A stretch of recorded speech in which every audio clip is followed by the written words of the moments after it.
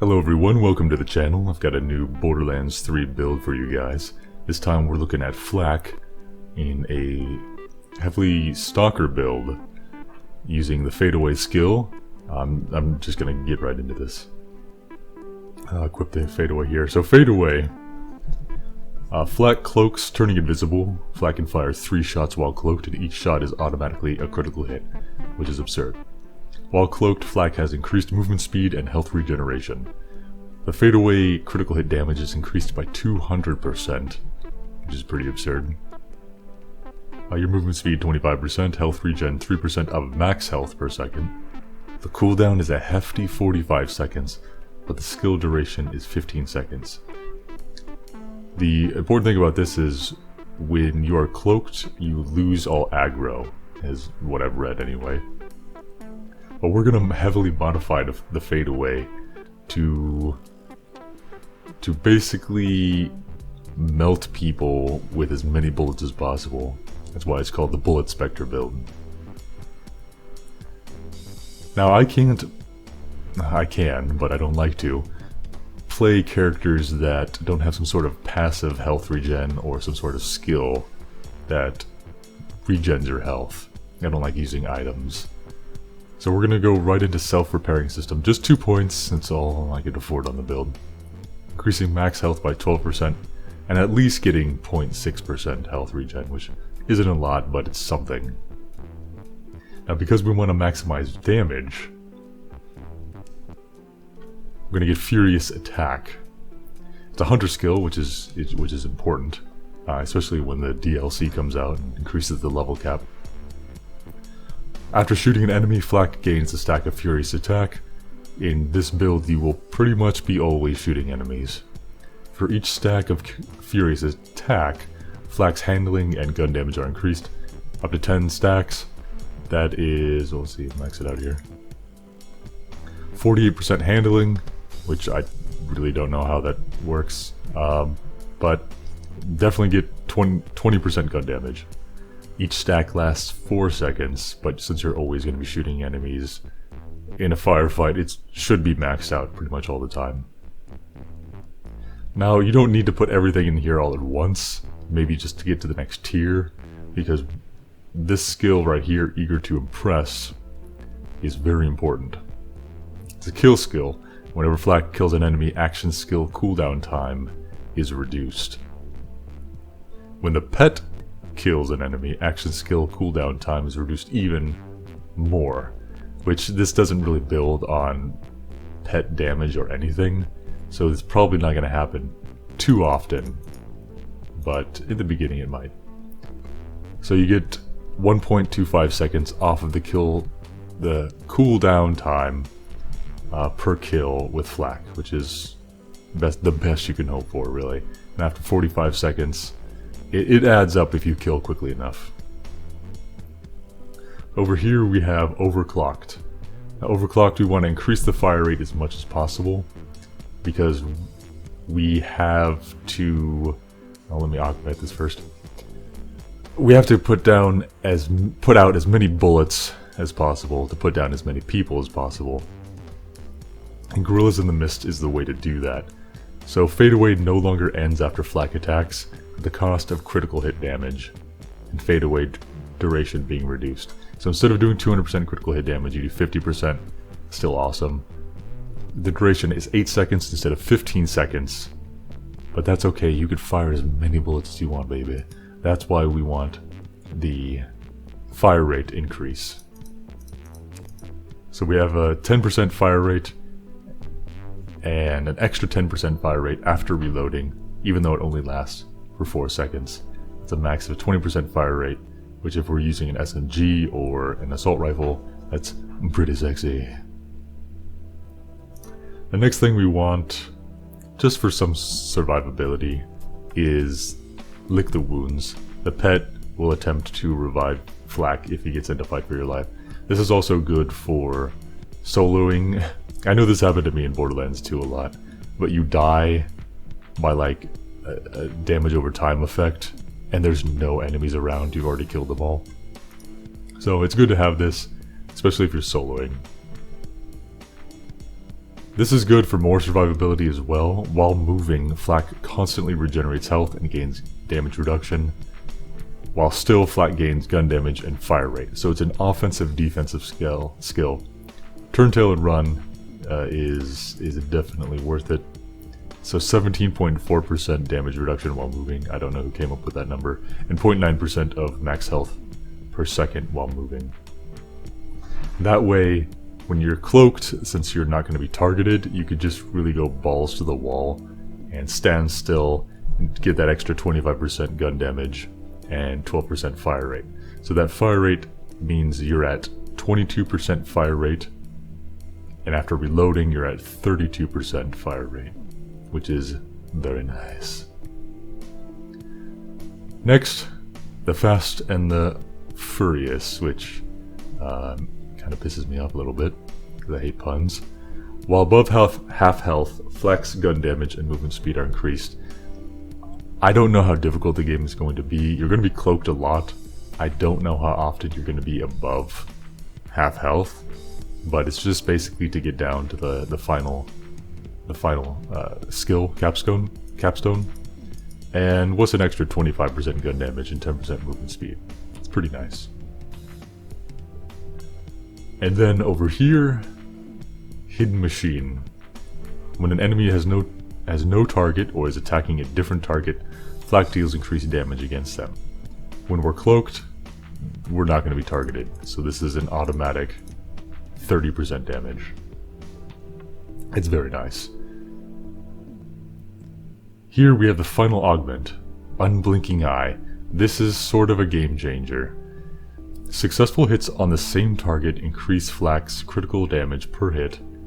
Unblinking Eye resets every 3 hits.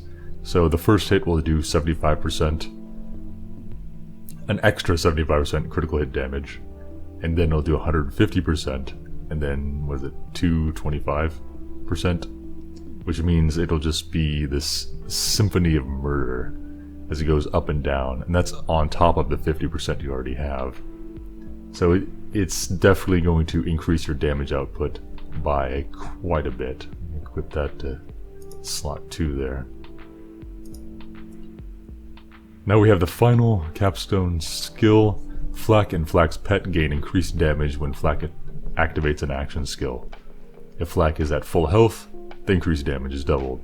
So when you're finally ready to go into Fade Away, you're going to get a 50%, a 25% to 50% if you're at max health.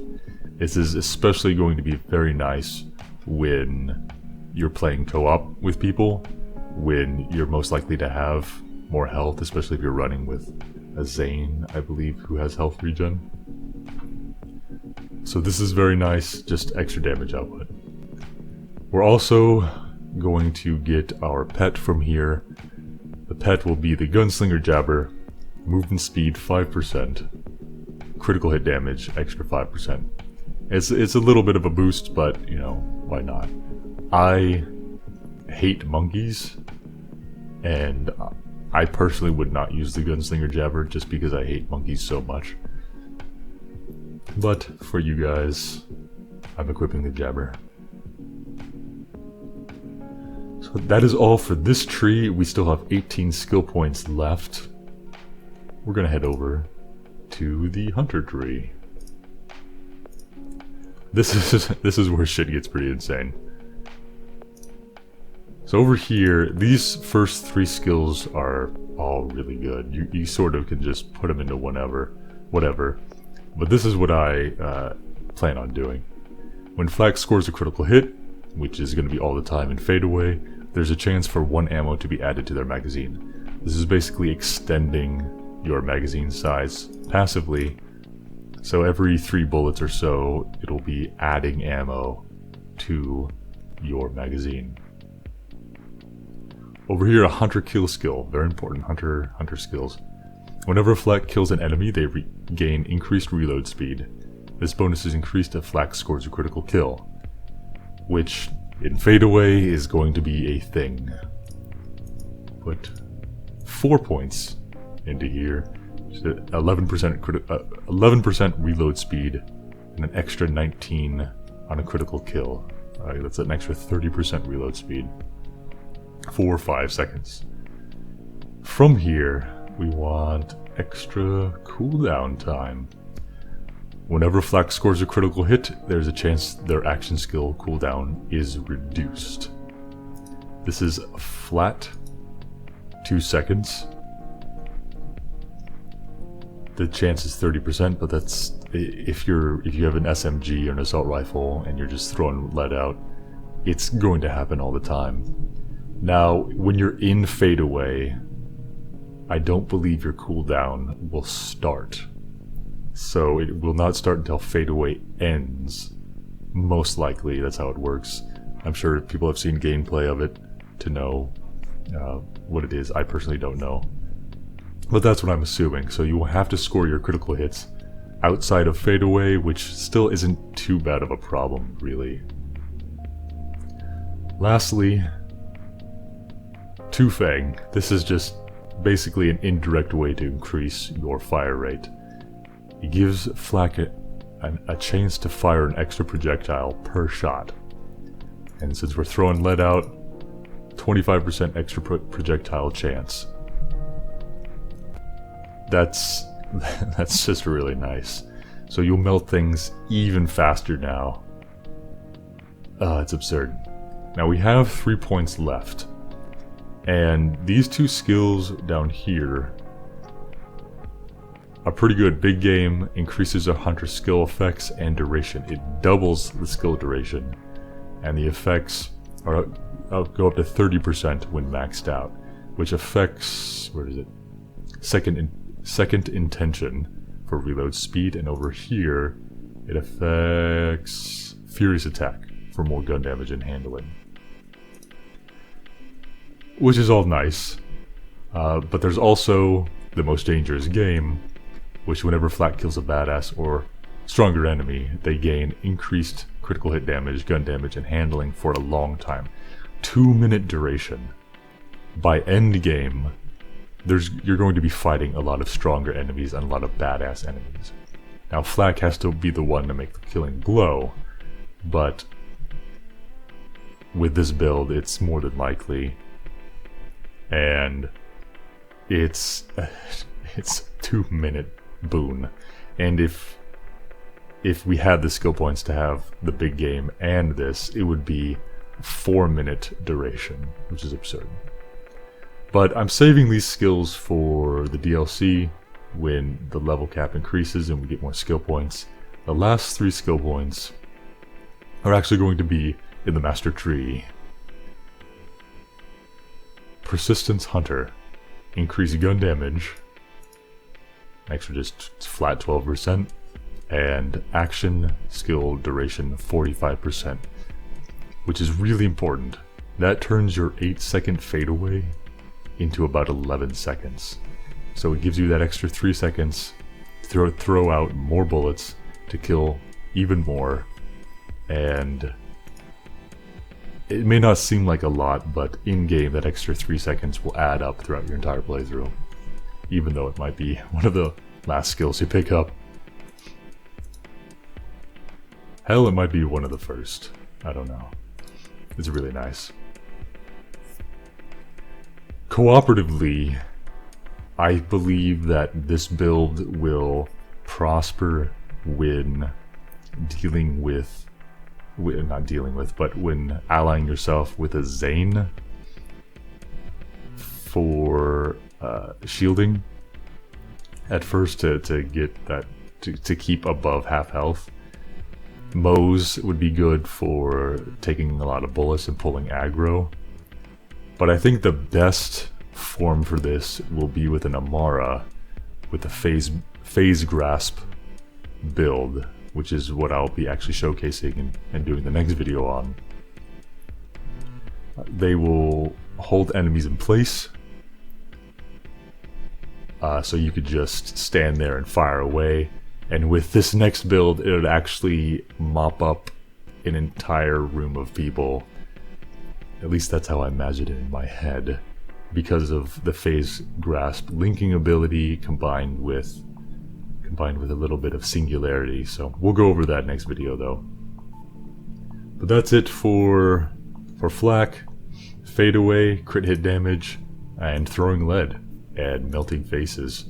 So I hope this build works like it does in my head, but I will see when I eventually get to play Borderlands, or if you guys try out this build and let me know. So if you like this build, like and subscribe.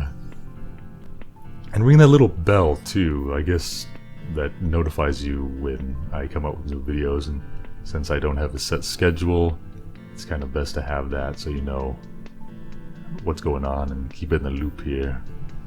But I will see you guys very soon with the Amara build, the Avatar of Destruction. So, until then guys, see you soon.